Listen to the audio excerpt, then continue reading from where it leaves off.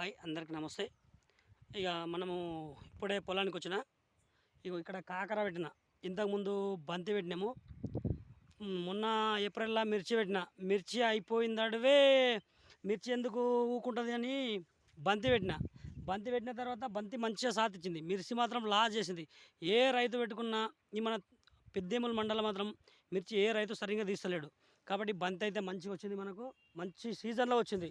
ఆగస్టులో పెట్టుకున్నాం కాబట్టి.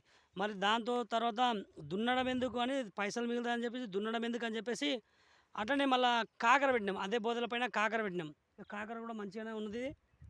ఈ సీడు మాత్రం అంకుర్ వాళ్ళది బాగా కాసింది, సీడు బాగుంది. ఇప్పుడే కొంచెం జస్ట్ పూత వచ్చింది. చలికాలంలో అందరూ కాకర కాదని చెప్తారు. మనం ఒకవేళ దానికి మంచి ఫర్టిలైజర్ వేసుకొని కానీ మంచి మందులు కొట్టుకుంటే కానీ అవుతాయి. ఇప్పుడే స్టార్ట్ అయింది. ఇక్కడ పిందె కూడా చూడొచ్చు మీరు.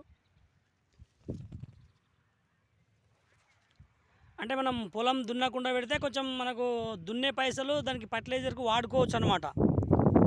ఇక మొత్తం ఇక్కడి నుంచి అక్కడ వరకు ఉంది. కొన్ని అక్కడ అందులోనే చిక్కుడేసి అవి సండే ఉండే, పోయినసారి సండే ఉంటే దారాలు కట్టుకున్నాం.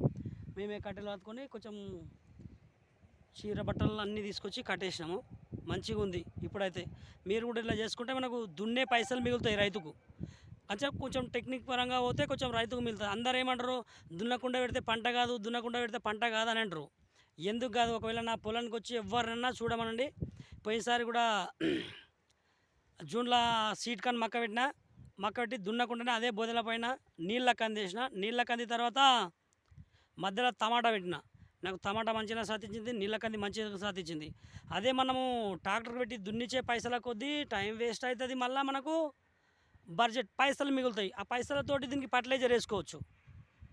ఖర్చు లేని పనితోని కూడుకున్న పనిది.